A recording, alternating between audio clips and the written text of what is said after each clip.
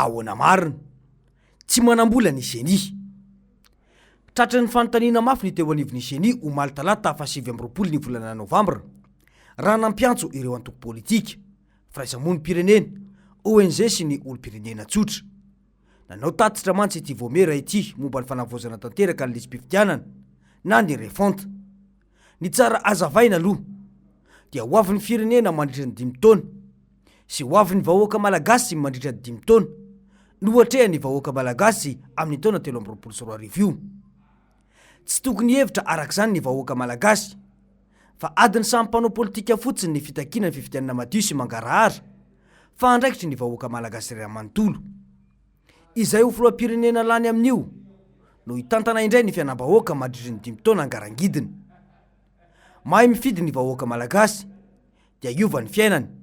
Raha sanatria kosa ka mihevitra fa asan'ny mpanao politika izany dia mbola ho mafy noho izao fiainana iainana izao no hiatrena indray ny 5 taona ho avy.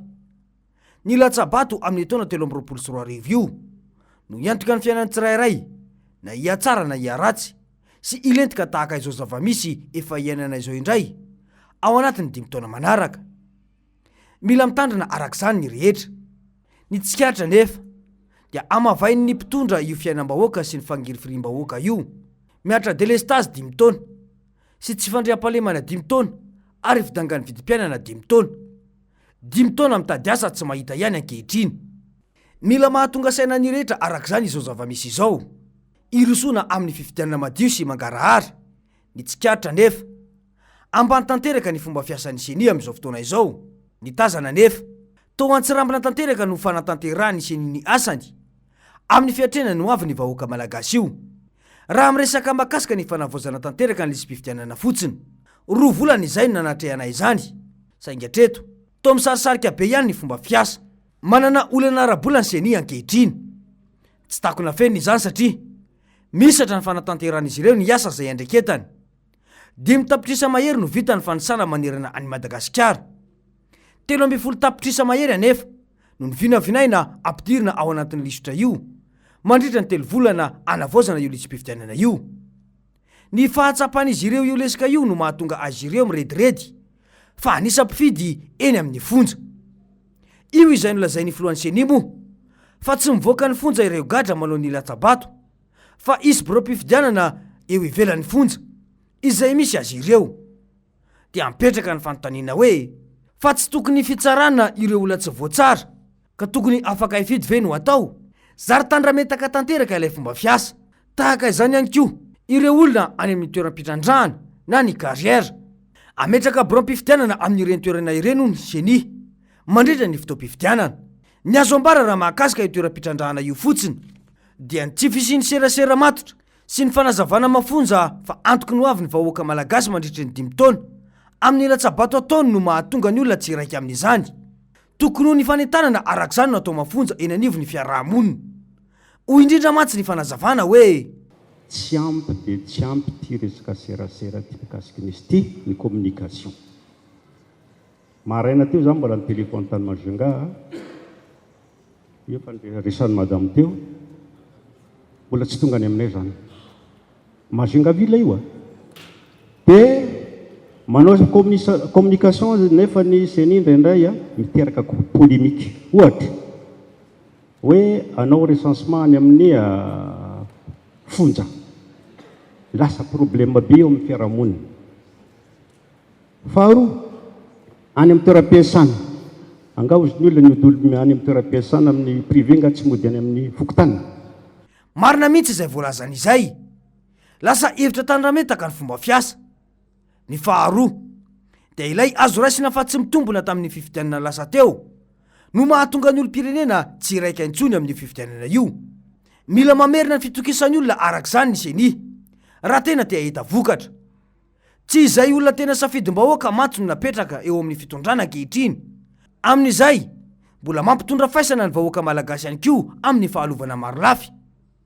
Toa tsy anampiniavana amin'izany anefa ny Génie. Sa ve te hanao ihany fa misy ny tsindry-mahazo ka tsy afaka mikofoka. Raha ity farany anefa no marina dia mitombona ny ihany ireo mpanao politika sasany fa tsy hisy fifidianana madio izany eto. Ny resa-bola io fotsiny ohatra, solontenana tokony fitondrana izay nilaza nandritra ny fionany tamin'ny seni fa maleo tena ny seni ary nolazay nisy olo tena io mihitsy fa tsy ilaina ny sadek sy ny vonona eropeanina izany satria ny anireo aza hoy izy tsy vitany ny mandamina azy koa ina no tsabahany amin'ny raran'ny Madagasikara miavy tsy feno ilay fitondrana raha io fa nehokevitra io tanjy ny fitondrana ankehitriny sy ny antokony mihitsy izany ny anao fifidianana fenosoka eto amin'ny firenena ity ry zareo izay say milaza fa izay vola misy eo no ampiasaina dia samy zakany vokany vitan'izany ve ny fiainam-bahoaka dia hoy ny fanazavana hoe ka farany dia hoy zay le resa-bola présidentielle tompoko au moins 160 milliards d'ariary non réactualisé zany a anao satsy anao tsika lety motive n'ity fitondrana ity manara-penitra zay tsy manaiky fifidianana au rabais monsieur le vice président miaratsiny aza atao an'izany zany ve ny hevitra posakitsika amin'ny communication zay ananan'ireo re olona ny atao fa dia zay valin'eo zany dia tsika samytsika io mazava izany rary ny raha mametraka aia amin'izany ny mpanao politika satria fiainam-bahoaka no resaketo tsy any mpitondra irery na any antokony fitondrana irery ny firenena fa ny vahoaka malagasy koa rary ny raha saro-piaro amin'izany ny rehetra tsy antoko politika iray no minanakihana zany fa betsaka saingy ny fanontaniana mipetraka dia ny hoe fa maninona ny senino tsy samyjoro amin'ny tsy fampina eo aminy raha tena maleo tena marina dia hoy ny antoko MMM hoe tamin'ity LFI ity zany a dia 68 milliards fotsiny ny budget ansenia entina ianatrehana ny fifidianana zay ho atao amin'ny herintaona raha fahitana ny lalàna andriamatofiloha sy ny lalam-panorenana dia misy fifidiana anankiroa tokony ho tanterahana amin'ny herintaona voalohany a fifidiana filoha-pirenena ary faharoa ny fifidiana ben'ny tanàna rehefa jerentsika io 68 milliards io a ampitahana tamin'ny budget an'ny municipal tamin'ny 2019 dia tamin'ny municipal 2019 dia 35 milliards municipal fotsiny dia 35 milliards ka mipetraka amin'ny fanontaniana andriamatofiloha hoe tena hoajainareo amin'ny seni ve a ny fanatanterahana ny calendrier électoral zay a efa misoratra anatin'ny lalam-panorenana sy anatin'ny lalàna velona ireny fanontaniana marobe ireny dia midika mazava fa tsy mahatoky ny seni izany intsony ny mpandray anjara amin'ny fifidianana ankehitriny iarantsika mahita raha teo mantsy ny fitanilana sady amin'ny fampiaran-dalàna raha resaka fifidianana dia tompony antoka amin'izany voalohany ny seni hitantsika fa samy mamoaka vava inga filoha-pirenena ankehitriny tany manakara fa tsy averina amin'ny fitondrana izany tsony ny mpitondra teo aloha dia mipetraka ny fanontaniana hoe azy irery angah i Madagasikara izany ve no mampiasa ny sainy ilay mpitondra ny firenena fa tsy ireo velo rano tsy tanteraka sy ilay miami lasa ho mirahina ary mifankaty io no pirofo mitovoka mitendany fa tsy ny fiainam-bahoaka sy ny kapoaka-mbary arotsaka ny vahoaka ambilany isa-tokantrano ary ny tsy fandriam-pahalemana-njaka eraky ny tanàna ity no manahirana ny sain'ny filoha-pirenena io fa niongotra sy hiala amin'ny sezany sy ny fitondrany dia hoy ny antoko-tima hoe reny a dia tazamin'ny seni fotsiny tsy mahagaga ny fahefana mpanatanteraka raha hitazana an'ireny satria izy no lehibe manatanteraka an'izay ary hitantsika tao anatin'iny fisehoana tany manankarinany ny vadin'ny filohan'ny seni nanatrika n'iny fotoana iny ny tiana ho resahanao anatin'izay zany dia lasa mipetraka mihitsy ny aia hoe ny seni amin'izao fotoana ve tena anao fifidianana madiosa rafitra natsangana ampandany kandida ny fitondrana amin'ny fifidianana manaraka ho avy eo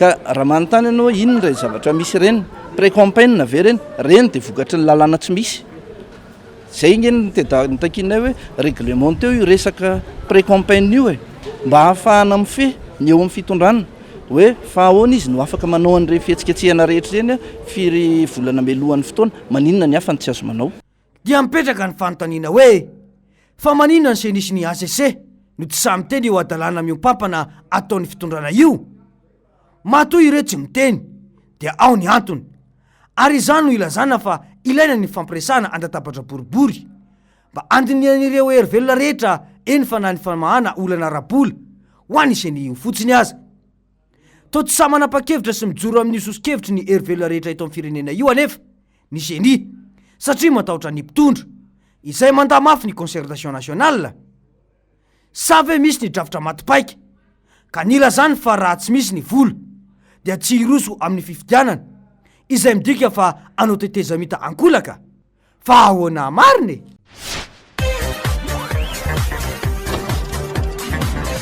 ahoana mariny